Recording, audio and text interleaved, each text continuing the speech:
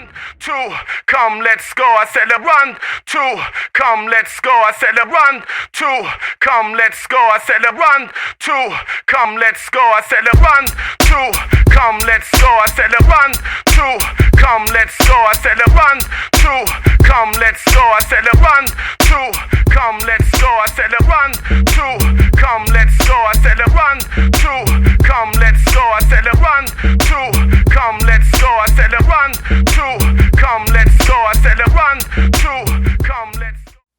All right, everybody, welcome back. I appreciate y'all tuning back in.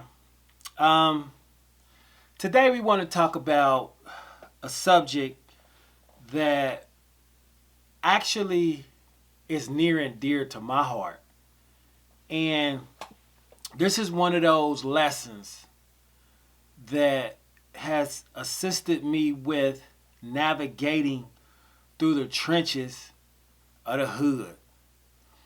This is one of those lessons where somebody passed information down to me, an OG passed information down to me that helped me actually overcome a lot of things in life in general, outside of just hood behavior or hood activity. And what that message is, or what was told to me, was just don't say just. Now I know you like, what in the heck is he talking about? What is he talking about? Well, first of all, when we talk about somebody just saying, man, that's just, that's just him. Or man, that's just Jack. Or that's just, you know what I'm saying? That's just homie over there. What you don't understand is who homie is. See, a lot of people discount a person's ability based on what they know about them and based on what they know of them. But individuals have lives outside of your eyesight. So therefore, they're learning things, they're participating in things, they're navigating or running with people that you don't even know. They might even be some kin to some people that's into some things. Now, when I say things, I mean positive or negative. You know what I'm saying? That's just like you see some guys, I know like back in my day, growing up in the pit, it's guys that wouldn't leave the neighborhood for 1 and 2 years at a time. But somebody like me is leaving the neighborhood daily or every couple of days going over my grandma's house. You see what I'm saying? And by me living where I lived at, downtown, and my grandma, she living up in the Clifton area. So I'm going up there, and I was born up that way, as a matter of fact. So for me, I had two sets of environments. I had down the way, and then I had like the Coreyville, Clifton type of vibe. Now those are two totally different type of vibes, different types of individuals, different types of values. What do I mean by that? In Coreyville, majority of the people grew up in houses. Clifton, they grew up in houses. And these was the older houses, 100 years old. These houses was These houses were built in the 1800s.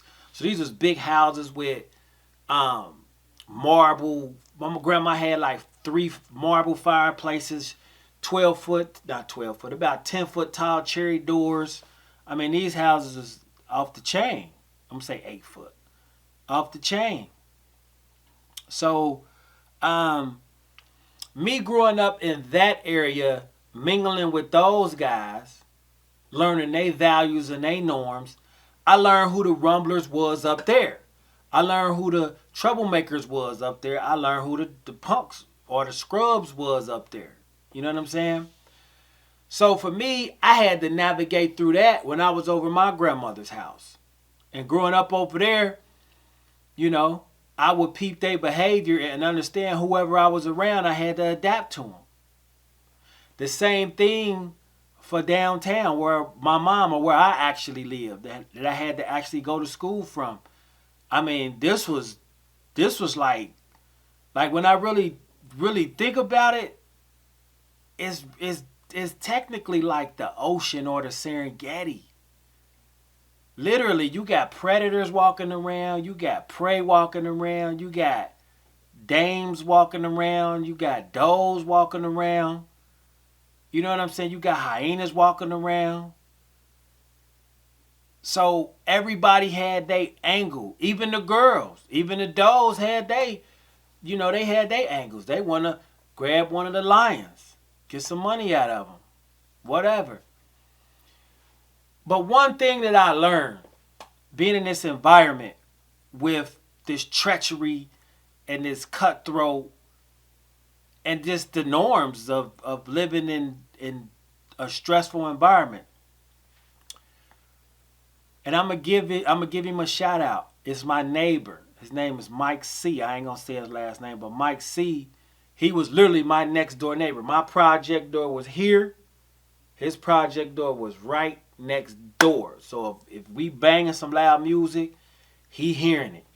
And my neighbors on this side, we'll get to that in another video. They was off the chain too. And these is my neighbors as well as my downstairs neighbors. But we'll get to that in another video. But Mike C would always school me. Now when I was on the outs, like running with my friends or guys my age, he would run with the older dudes. So when he around them, he wouldn't talk to me like, he wouldn't chop it up or nothing. He'd kick it with the older dudes and he'd observe how I act around them. You know what I'm saying? The older dudes would try to bully on us. I wouldn't go. You know what I'm saying? But the people who was around me, some of them was, you know what I'm saying, getting whooped up. But I said that to say this. One thing he told me, he said, man, let me tell you something.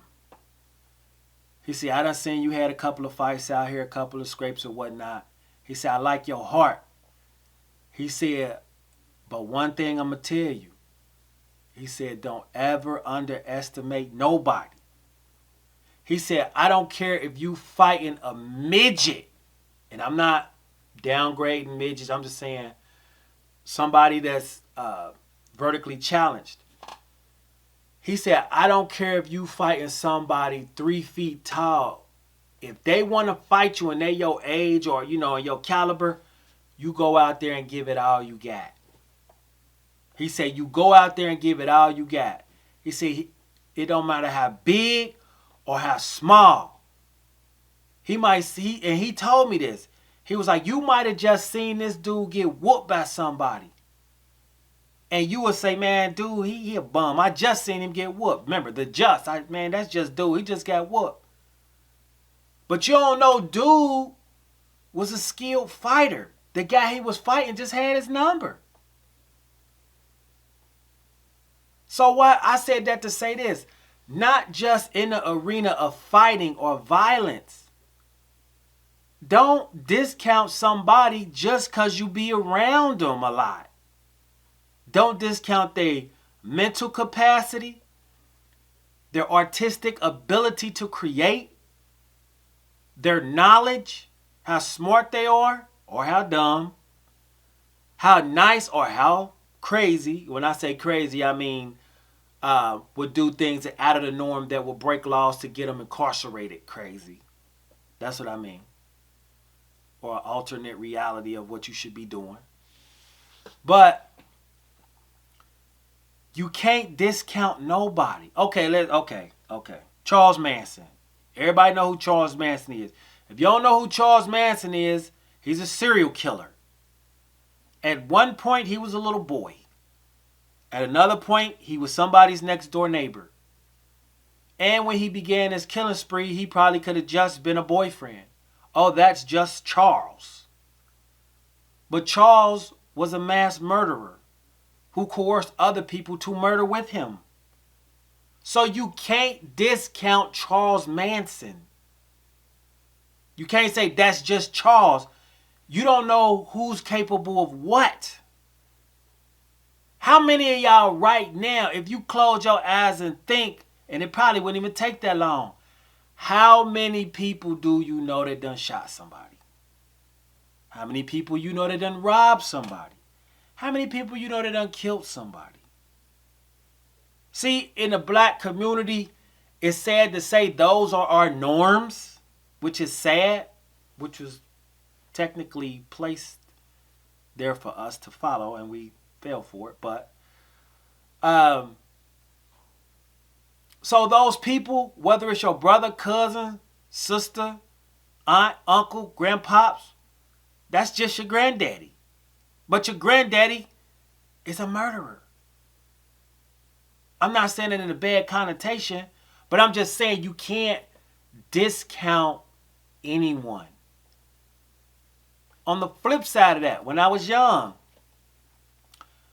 I remember we was throwing rocks at people. And it was this older dude. He probably looked. So it was an older dude. He was like 60 years old. We was throwing rocks and I threw one at him. And I almost hit him. And he said, "Little nigga, come here." And man, I was about to get up out of there. But dude was fast. Grabbed me. He grabbed me by my arm. Bang. I mean, he grabbed me so tight, I couldn't even get away. He was like, "Let me tell you something, little boy." He was like, "Let me tell you something." He said, "I just got out of jail from doing 10 years. He said, "Don't you know I'll kill you?" He said, "I will kill you. You don't play with nobody out here." He said, "You don't know what nobody done went through, and you throwing rocks at them." He said, "I could kill you right now." Pulled out a knife. He was like, "But I'm going to spare you because you're a kid and you don't know. But you better take this with you, because the next time you could be dead." Now, this is an old man now. I never met this man a day in my life. I'm, having fun throwing rocks at him as a child. If he wanted to, he could have shanked me up. He could have played the real OG role, laughed it off, wait till I walked around the corner. You know what I'm saying? Followed me. He could have peeked, because I wouldn't have paid him no attention. He could have peeked me for the rest of the day when I was a kid and got his opportunity. Yeah. He just got out from doing 10. That's how I work in the pen. So that's nothing new to him, probably. So you just can't discount what somebody has went through, what they're going through, or their ability to do something. Now I got family members, one in particular who's a medical doctor. Literally. And it's a lot of people in our community that can't fathom becoming a doctor. But for me, it's a reality. I actually helped groom that. You know what I'm saying? I'm not going to take no credit. You know what I'm saying? I'm saying I assisted. But me seeing the transformation from a person I love, a family member, to a medical doctor and seeing what they went through, I can't just say that's just my family member. I got to give them their elevation and their props for the work that they put in, the commitment they stuck to, the focus that it took to go through all those years of school, to fend off distractions, to ping pong the opposite sex from them so they'll stay focused, versus having heartbreak and getting unfocused and rattled, to not having the necessities they need, sacrifice. It was even choices to a point where they had to choose whether to pay rent or buy a book. And they bought the book. Because they was committed. They bought the book. Why? Because they didn't look in the mirror and say, "I'm just somebody from the hood.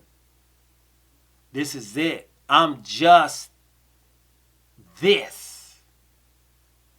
They looked in the mirror and said, I'm not just this. I am what I envision and what I want to become with the support that I have. Of course, you get negative and want to quit, but that's what a support system or a team is for. That's why it's important for you to have positive people around you versus negative. If your support team is negative, you ain't going to make it. You ain't going to make it. Let's look at some of these boxers. And speaking of boxing, one of me being around boxing, one of the lessons that I've seen fighters learn and heard fighters learn. I didn't train boxing. I assisted with the coaching of it, the motivation, the workout regimen aspect. But one thing that I can see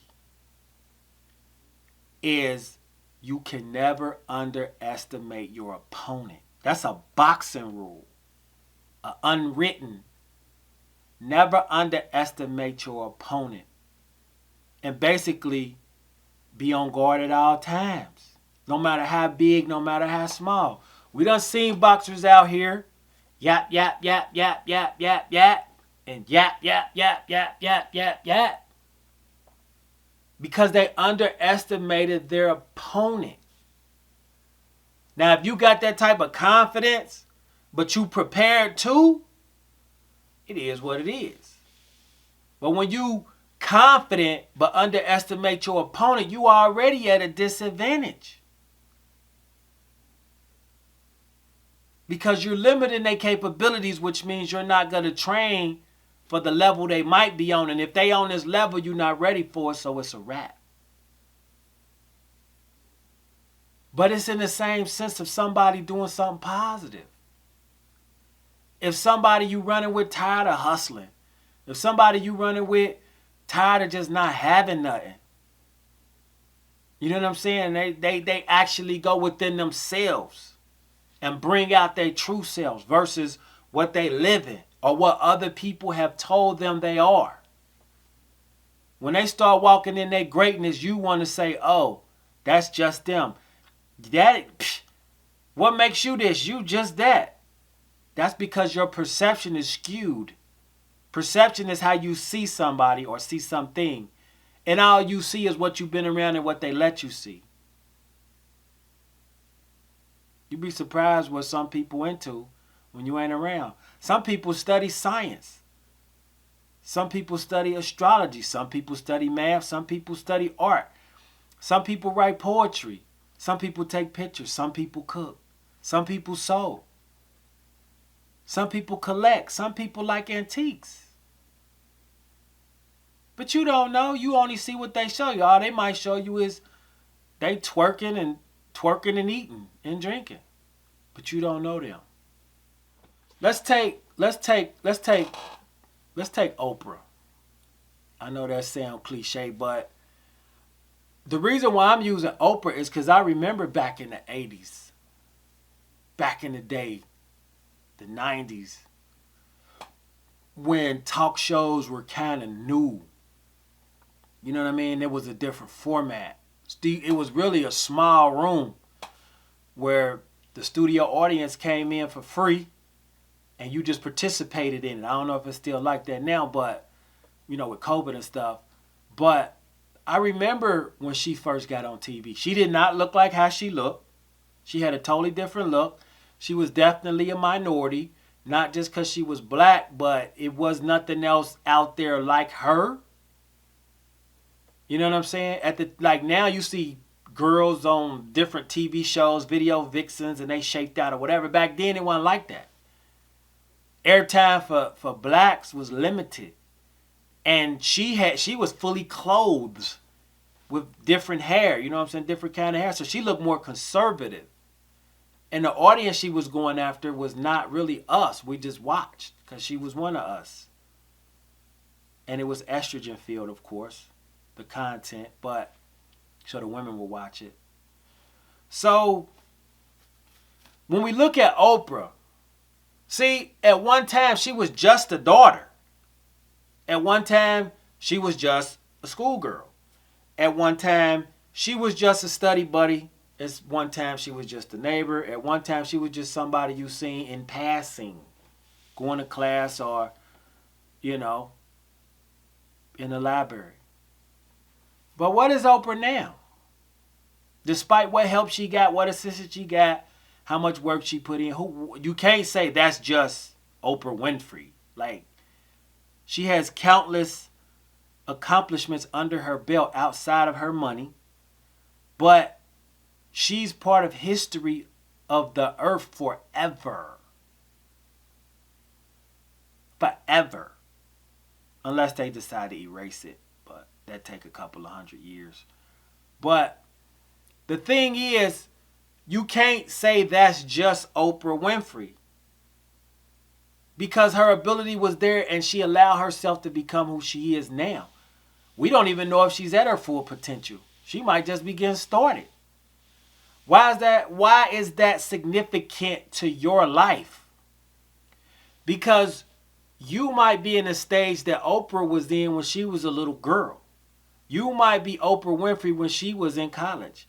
You might be Oprah Winfrey when she was a young lady or a grown lady with her first job. What stage of Oprah are you for the females? You know what I'm saying? So don't let your environment controls your behavior. It shapes your behavior. It shapes who you are. If you got bad food on every corner, if you want something to eat, you're probably going to eat that bad food. Now with Uber Eats and all these different other places, now you could get food. But if they don't deliver where you live, it's a wrap. So once again, your environment controls your behavior. What you eat, what you drink, how you think. So when you look at, like I'm just using popular people that everybody know. You know, any rapper, really. Like one of the biggest rappers, they was just somebody at one point. They was just a dude in the hood. They was just a guy that was in a confined place, whether it was home, a car, in a room, scribbling. Then they started rhyming what they scribbled. Then they start bopping to what they wrote. And then they start feeling what they created. And then they start performing the art that they brought forth.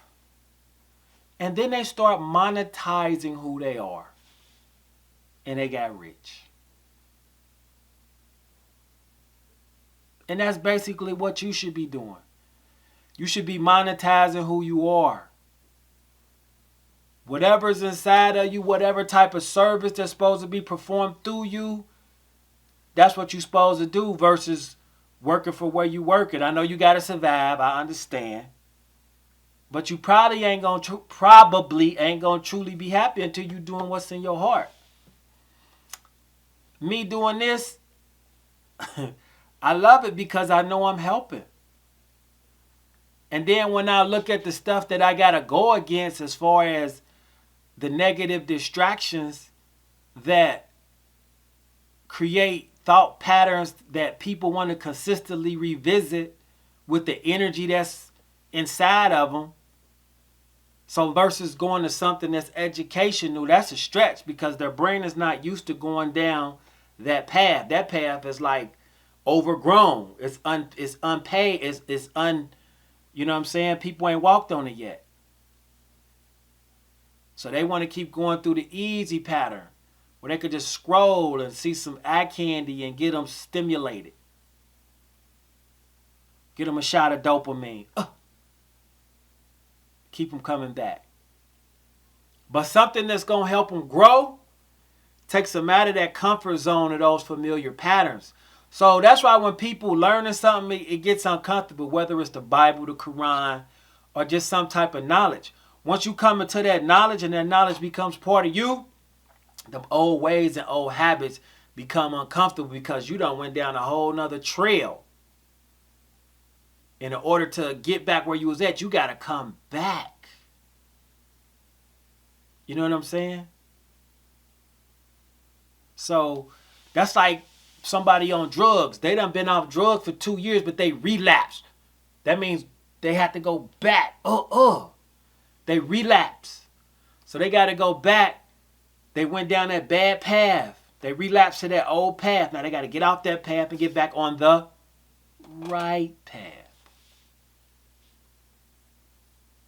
So that being said, I'm not going to make this video too long. But the main thing that I want to reiterate is no matter who the person is, I don't care who they are, do not underestimate their ability. That's number one. Number two, don't forget to not underestimate your own ability. Just because you don't think you could do it don't mean you don't have the ability. You just might need to learn some more information to do it. You might not be able to do 10 push-ups right now. But if you practice and you work out, then in a certain amount of time, you will be able to do that. You will have the ability, but you became built for that. So whatever you're trying to become or want to become or feel what's in your heart, you have to build yourself to become that. Otherwise, it's just a pipe dream that's not going to be manifested. You got to put in the work. And you can't just listen to what other people say. Because again, they're only going to tell you from their perspective and what they might want to see or what they expect of you. You might be going a whole different route. You know? So at the end of the day, you got to believe in yourself. If don't nobody else believe in you, you need to. If don't nobody else like the way you look, you need to look in the mirror and love yourself. If you don't like what you see, shape it up. Change it. If you're too thin, get thick. If you're too thick, get thin. Find out how to do it. If you're dumb, start reading. Get smart. Watch some videos. You don't have to stay dumb. Or you don't have to stay ignorant. You don't have to stay fat. Or you don't have to stay skinny. You don't have to stay miserable. You can find ways to make yourself smile. Okay? You don't have to stay stuck. And last but not least, I would just like to say, when you see somebody doing something, this is a suggestion, I'm not telling you what to do. But when you see somebody doing something out of their norm or the norm that you would normally see them performing, get out their business. If it ain't harming nobody and it's positive, let them be. Everybody got their own journey. Everybody got their own path. If you want to give them some positive advice,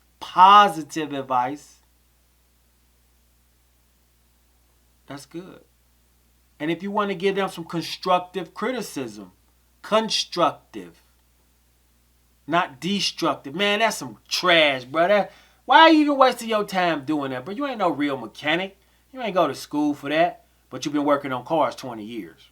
You just ain't got the piece of paper. But you still know how to work on cars better than the guys that went to school.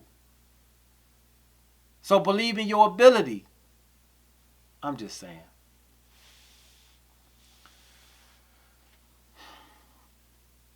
That being said, do not allow other people to shape your future in a direction you don't want it to go. You shape your own. Oh, you just you. Oh, man, I grew up with you. When you start doing this, it ain't none of your business because I'm living my life. You living your life. That's what you need to let people know. You living your life ain't got nothing to do with them. I tell my twin boys, even though y'all shared the same womb, y'all wasn't born at the same time. So you came out, you know what I'm saying, on your own. Your brother gonna roll with you to the end, but at the end of the day, y'all still got y'all own separate lives.